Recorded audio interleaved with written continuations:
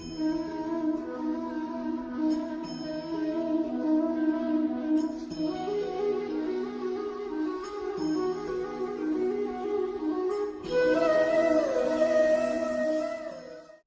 साथियों, मैं आचार्य रमेश धस्माना आपका स्वागत करता हूं मेरे इस वीडियो चैनल जिसका नाम है ज्योतिष दृष्टि।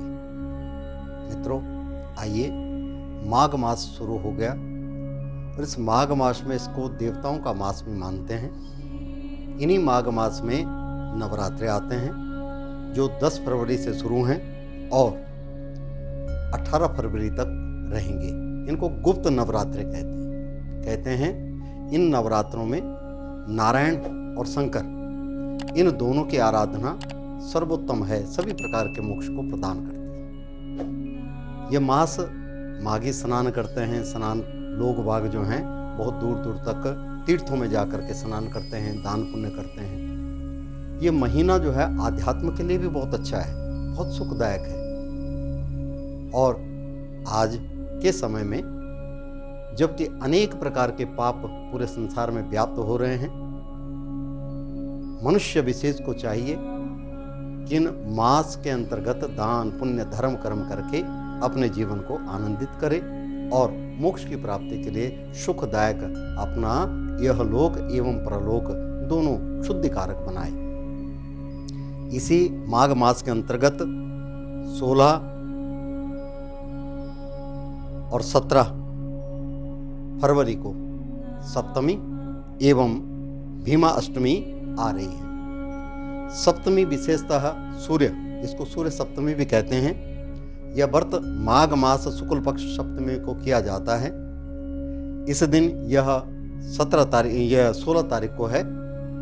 इस दिन सूर्य भगवान को गंगाजल से अर्घ्य दान देना चाहिए। सूर्य को दीपक, कपूर, धूप, लाल पुष्प आदि से स्तुति करनी चाहिए। ओम हींग हंस घृणी सूर्याय नमः ऐसा कह करके सूर्य नारायण को अर्घ्य देना चाहिए। ऐसा वैज्ञानिकों का मत है कि सूर्य की किरणों में कीटाणुनाशक तत्व पर्याप्त मात्रा में विद्यमान रहते हैं। तो ऐसे समय में अनेक प्रकार के जो कीटाणु रोग निवारण करते, जो रोग को बढ़ाते हैं, उन कीटाणुओं के नाश के लिए भगवान सूर्य को आराधना करनी चाहिए। सूर्य की ओर मुख करके स्तुति करने से शारीरिक चर्म रोग आदि विकार नष्ट हो जाते हैं। सूर्य सप्तमी के दिन अपाहिज, गरीबों तथा ब्राह्मणों को दान देना और सूर्य सप्तमी के दिन बहुत पुण्यकारक है, परम पुण्यदायी होता है। प्राचीन ज्योतिष शास्त्र तथा आधुनिक विज्ञान में सूर्य का बड़ा महत्व माना गया है। हमारी जितनी संरचना है सूर्य और चंद्रमा के इर्द गिर्द ही घूमती है। हमारे मास हैं सौर मास के रूप में माने गए हैं। जीवों तथा वनस्पतियों का सूर्य पोषक बढ़ाने वाला माना जाता है। इस दिन सूर्य पुराण का पारायण स्वस्थ चित्त से करना चाहिए। सूर्य का सारथी अरुण माना जाता है। जो पंगु है, सभी बालक जन्म काल में मूक और पंगु दोनों होते हैं। भगवान सूर्य अपने दिनों में इन दोषों को दूर करते हैं। कहते हैं, देखा होगा आपने, जब बालक जन्म लेता है तो छोटे बालक के लिए डॉक्टर साहब लोग भी कहते हैं कि इस बच्चे को थोड़ा धूप में जरूर रखो ताकि इसे कई प्रकार के रोगों से निवारण हो जाए। आपने देखा होगा, बालक पैदा हुआ होते ही पीलिया हो गया, कोई परेशानी हो गई, तो ऐसे बालकों को थोड़ा थोड़ा सूर्य नारायण के तपिश से जो है वो दूर हो जाता है। और इसी दिन, अगले दिन जो है 17 तारीख को, उस दिन है भीमा अष्टमी। यह व्रत माघ शुक्ल पक्ष अष्टमी को किया जाता है। इस दिन बाल ब्रह्मचारी कौरव पांडव पूर्वज भीष्म पितामह की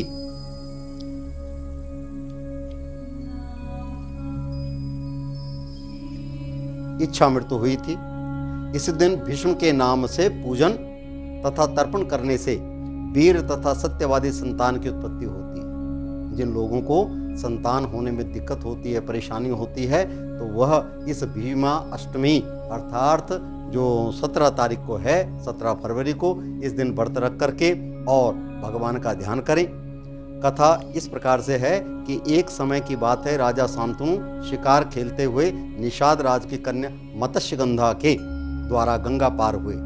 निषाद की कन्या मत्स्यगंधा अत्यंत रूपवान थी, जिसको देखते ही राजा काम मोहित होकर वासना तरंग में आकाश पाताल में पहुंचने लगे। राजा ने निषाद से वैवाहिक प्रस्ताव रखा, किंतु उसने इनकार कर दिया। राजा के अनुनय विनय करने पर उसने कहा कि मैं अपनी कन्या का विवाह तब कर सकता हूँ जब उसका पुत्र राजगद्दी का उत्तराधिकारी हो, मगर यह समस्या आपके पुत्र भीष्म के रहते पहले से ही समाप्त हो गई है, इसलिए मैं विवाह करने में अपने को असमर्थ पाता हूँ। निषाद द्वारा यह बात सुनकर शांतनु राजधानी चले आए, किंतु उनका मन सदा व्यग्र तथा उदास रहने लगा। यह बात पुत्र भीष्म को खटकी और उन्होंने इसका निमित्त जानना चाहा। राजा ने बेटे से सही सही बात बता दी। भीष्म जी की पिता की दुख दीनता को दूर करने के लिए निषाद को समझाते हुए गंगा से मिल आजीवन ब्रह्मचारी रहने की प्रतिज्ञा की। इस तरह निषाद उनकी बातों से संतुष्ट हो गया और अपनी कन्या मत्स्यगंधा का विवाह शांतनु से कर दिया। राजा ने पुत्र भीष्म की पितृभक्ति देखकर आशीर्वाद दिया कि तुम मृत्युंजय होंगे। भीष्म ने दुर्योधन के पास हस्तिनापुर में रहने के कारण महाभारत युद्ध में कौरव पक्ष दुर्योधन का साथ दिया। कौरवों की बराबर हार होते देखकर दुर्योधन ने भीष्म पितामह पर शंका की तथा उन्हें पक्षपाती कहा।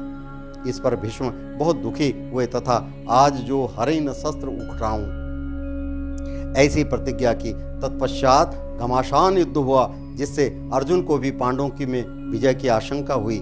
इसमें भगवान श्री कृष्ण को भी भीष्म प्रतिज्ञा की रक्षा के लिए सुदर्शन चक्र को हाथ में उठा लेना पड़ा। कृष्ण की प्रतिज्ञा भंग होते देख भीष्म युद्ध बंद करके बाणों की सैया पर लेट गए और दक्षिणायन सूर्य के रहने से प्राणांत करने से प्रेत योनि प्राप्त होगी ऐसा समझकर उत्तरायण आने पर उन्होंने अपना प्राण त्यागा।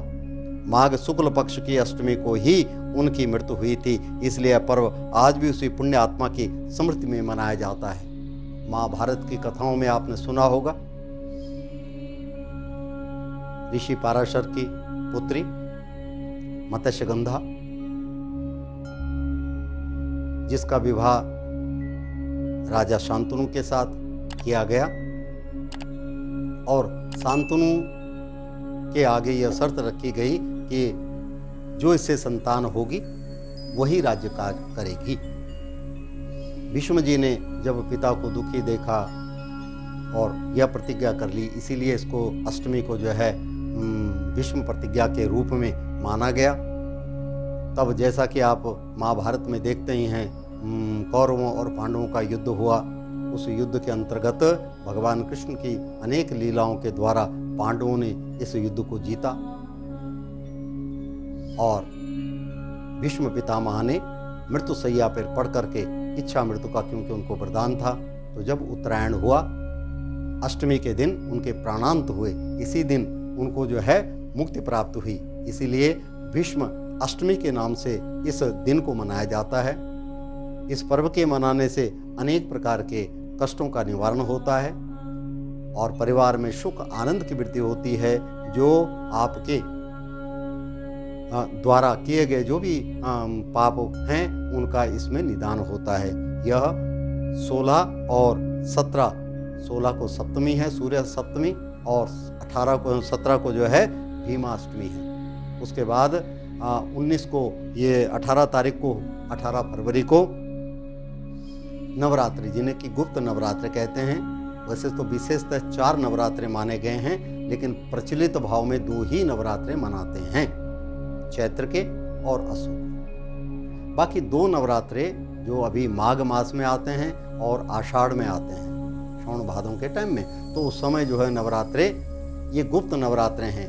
ये देवी के जो श्रावण मास के अंतर्गत आषाढ़ मास में आते हैं, आषाढ़ श्रावण में, वह जो हैं देवी के नवरात्रे हैं। माघ मास के नवरात्रे में नारायण और भगवान शंकर जी की आराधना की जाती है, जिनसे मोक्ष की प्राप्ति होती है। इस प्रकार से जो लोग इस माघ मास के अंतर्गत इन गुप्त नवरात्रों की पूजा अर्चना करते हैं, सूर्य सप्तमी की पूजा अर्चना करते हैं और भीमाष्टमी की पूजा अर्चना करते हैं, उनको यहलोक एवं परलोक में सुख की प्राप्ति होती है, धन धान्य की वृद्धि होती है, परिवार में सुख आनंद बनता है और उनके विचार सदैव प्रभुमय होते हैं, भगवान में लगी लीन होते हैं। उनके जीवन में जो भी छोटे मोटे कष्ट आते हैं उनका निवारण तुरंत हो जाता है और आनंद से अपने जीवन को यापन करते हैं।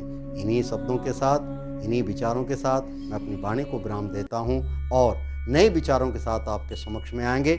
मित्रों, इसके कालांतर में 14 फरवरी को बसंत पंचमी का पर्व आ रहा है। उसके ऊपर मैंने एक सुंदर सा वीडियो बनाया है। मैं इसके बाद वो वीडियो जो है आपके समक्ष आएगा, आप ज़रूर उसे देखिए और मुझे नए नए विचारों से ओतप्रोत कराने की कोशिश कीजिए, ताकि आपके विचारों को मैं अपने इन वीडियो में डाल सकूं और लोगों को सही दिशा, सही मार्ग, सही रूपरेखा बता सकूं। इन्हीं विचारों के साथ मैं अपनी वाणी को विराम देता हूं। नए विचारों के साथ आपके समक्ष आएंगे। तब तक के लिए नमस्कार।